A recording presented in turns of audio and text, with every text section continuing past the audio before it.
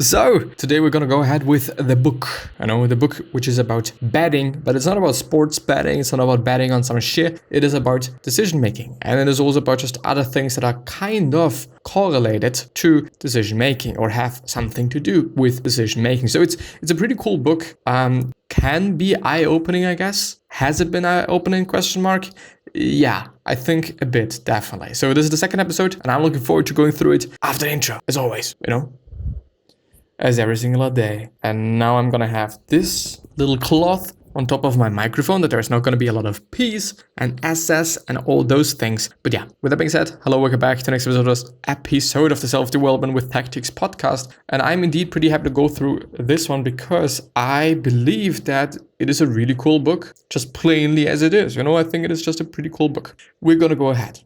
You can express how confident you are by thinking about the number of plausible alternatives and declaring that range. The less you know about a topic or the more luck evolved, the wider your range. Yes, indeed. Because if you know a topic pretty good, then you can also say like, okay, this is the right one, this is the wrong one, this is one that is kind of plausible, that makes sense. But if you just don't know anything about it, then there's going to be a huge amount of possibilities. A really huge amount of possibilities, because you don't know how to say like this is just right and this is wrong and whatnot. So the more you know, the less plausible ways of thinking there are, if you will. It doesn't truly make sense, but you know what I mean, because you're smart.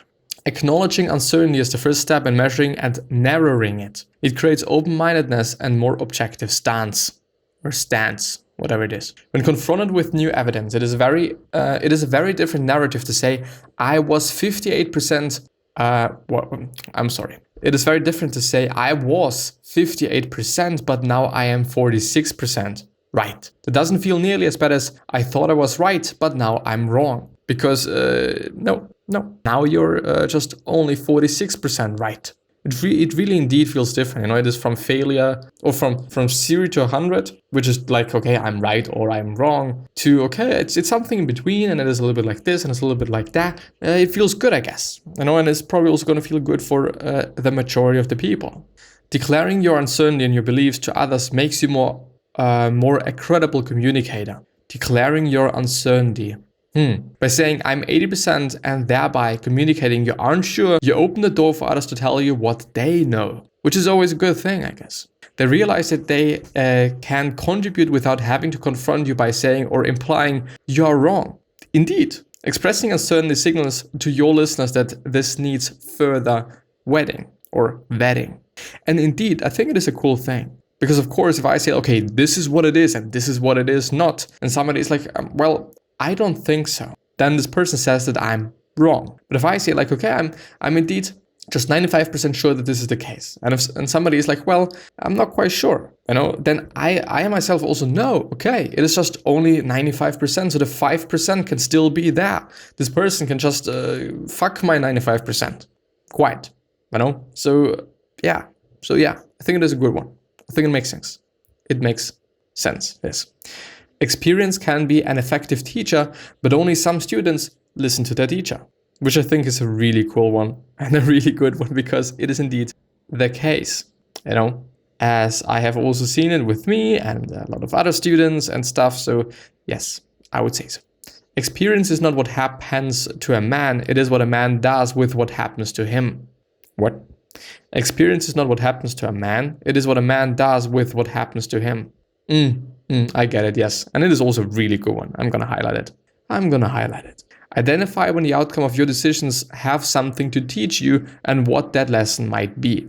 And I think I've been talking about this before as well. I really believe that it is always a good idea, always, to think about the things that you're experiencing and think of the lessons that can teach you. When I, for example, fail in an exam or something like that, then I could ask myself, well, what can this teach me? What can I learn from that? Can I learn from that I should start earlier if I want to get to a certain place, when I want to be able to do something at a specific point of time? Should I then start learning earlier? Should I learn in a different way? Doesn't it matter at all? And all just different kinds of things. Like there's always going to be a lesson, I guess, just, I think, really depends on your ability to dismantle that and also then judge what the certain thing is, what the certain lesson is, because, there might be multiple lessons, or multiple ways of interpreting a certain situation. Any decision is a bet on what will likely create the most favorable future for you. The future you have bet on unfolds as a series of outcomes. Any decision is a bet on what likely create the most. Yes, indeed. Because, yeah, indeed, because nobody is just actually willing to make bad decisions consciously. We always think that, okay, I'm going to do this because it's going to create the best outcome. We at least guess, but the future you have bet on unfolds as a series of outcomes. I think what it says, I think it is a really, really interesting thought or a really interesting sentence as well, and a really interesting construction as such, or structure, because if I think about I'm going to make this and I'm going to make that, and this is going to happen and that is going to happen. If I think about things in that way, then there's only one specific thing that is going to happen by me doing something, but not really. Because if I do something, then there's going to be a series, as he says, of outcomes. If I just start to work out, for example, or if somebody starts to work out right now, then there's not only going to be one outcome. There's not only going to be one result of the whole thing, because there's going to be multiple ways in which working out or whatever it actually might be is changing you and is influencing you and your life and your behavior and all those things that you might be doing. So it is indeed a series of outcomes, not really one. Why did something happen the way it did? ? Bet on how you figure out what you should learn from an outcome. If you determine your decision drove the outcome, you can feed the data you get following those decisions back into belief, formatting and updating, creating a learning loop. Yes, indeed. Okay, I did this. This is the outcome. So should I do it once again or not? The challenge is that any single outcome can happen for multiple reasons. Yes, indeed. But of course, when I say what might it be? I think it's a hot take, and maybe it's 50%, but I have to talk about it, and then I can give you the certainty that I'm having to just actually also incorporate this thing, which I think is pretty cool because yeah, then you also know it's another parameter, another variable that communicates what I think and how I think about it, I guess. So if something happens to me, I know whether it might be something good or whether it might be something bad, and then if I think about the things that I did a day or in a day, the day before, and what could possibly lead to this outcome, then I think it definitely makes sense to figure out what you did differently than normally. Because if you, for example, I don't know, if you only eat a specific just kind of vinegar, just because it's always at your home and it has always been at your home, and on the following day you feel bad and you remember that you've just, do you then eat it? Or rather drink it, or let's say but you've used another type of vinegar the day before, then you could say, okay, it potentially may be the vinegar. But of course, not every day is going to be completely the same, just the vinegar, or but the vinegar, So you might have also, I don't know, drinking too much. You might have also just didn't sleep that much. So I think when it comes to this, then you probably kind of have to have an experiment or a study or something, and have to recognize and experience things multiple times to actually be able to say okay, it is this and it is that, but it is not this and it is not that. So yeah. Uncertainty drastically slows learning. I have to look it up. What does uncertainty once again mean? Because I want to decipher that, because I think it is pretty important. Yes, indeed. If I just take it as the German translation is in that sense, I don't know if it really is what I mean, but I have seen it really lately. And I've actually been thinking about it today as well, because at this point in time, I'm learning quite a lot of maths, and I really enjoy it at this point in time, because I first of all see the learning curve. I first of all see how I'm improving. I second of all feel better about myself, because I don't feel that dumb, quite. But one of the only reasons why I've been bad, relatively speaking, in maths is that I didn't know a lot of things. I wasn't that certain. about things in terms of like, and I don't know whether this is actually the right translation there. I don't quite like it, to be honest. I don't really quite like it. But if you are not really certain about what something means, what something can mean, what possibilities that you're having, what just all these different parameters that you're having in maths, then you're gonna have a really, really hard time, because you have to figure out all those things. You have to figure out that, I don't know, just having the integral of something and having it squared and then doing it times p actually creates a three-dimensional object, if you think about a graph. And if you don't know that, which is something that I didn't know, then yeah, you're gonna have a pretty hard time. Quite. There's a lot of things you just have to understand and have to know about, quite. I think. The way you feel outcomes is predictably patterned. You take credit for the good stuff and blame the bad stuff on luck, so it won't be your fault. The result is that you don't learn from experience well. Self-serving bias is the term. Yes, indeed. If you fuck something up, then there's also just a lot of different reasons that you could name, you could think about, I guess. I don't know. Blaming the bulk of your bad outcomes on luck means you miss opportunities to examine your decisions to see where you can do better. Taking credit for the good stuff means you will often reinforce decisions that shouldn't be reinforced and miss opportunities to see where you could have done better. Yeah, probably. An experienced player will choose to play only about 20% of the hands they are dealt, forfeiting the other 80% of the hands before even getting past the first round of betting. That means about 80% of the time is spent just watching other people play. Even if a poker player doesn't learn, all that learning from watching others is just a fraud with bias. What is a fraud? Fraud. Filled with swarming. Wait. All that learning from watching others is just as fraud with bias. I gotta have to translate myself that.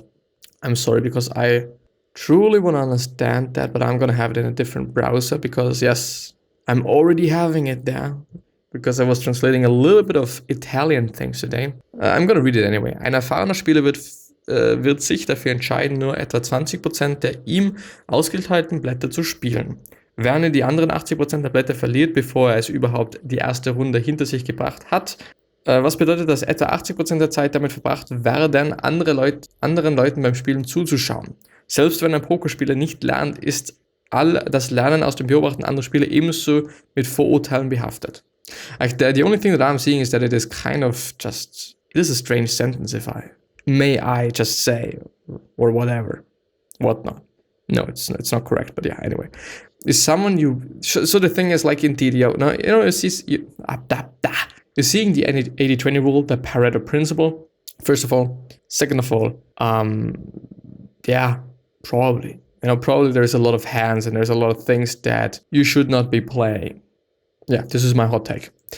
If someone you view as a peer is winning, you feel like you're losing by comparison. You benchmark yourself to them. Yes, and this is a fucked up thing, and you shouldn't be doing this. You should really not be doing because you're you, and you should be extremely happy for this person, especially when it is your peer, especially when it is your buddy, especially when it is a friend of yours. Then you should really be happy for this person that this person won. To change a habit, you must keep the old cue and deliver the old reward, but insert a new routine. To change a habit, you must keep the old cue and deliver the old reward, but insert a new routine. Makes sense. And I think it is a good one. I like it. By the way, I'm also looking forward to going through the other book that I've started yesterday.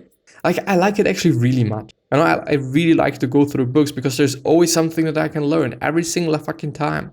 There's so many different things that I haven't been thinking about, and they're just expanding my fucking horizon. And this is an insanely amazing thing. And I've, by the way, also thought about, well, what happens if I just consciously decide to choose information that I will learn something from instead of mindlessly watching some YouTube videos in the last bits of my day, so in the evening and stuff.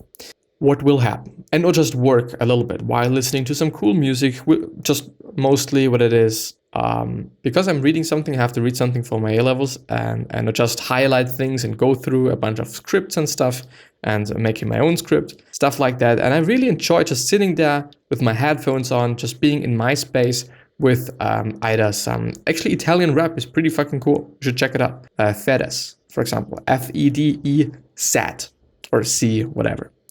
But also piano music like Hans Zimmer and for example, Nuvole Bianche, for example, is also a pretty cool one, you know, but yeah, anyway. Treating outcome fielding as a bet can accomplish the mindset shift necessary to reshape habit. We wouldn't reflexively field bad outcomes as all luck or good ones as all skill. Yes, and we also shouldn't. There's always luck involved, quite.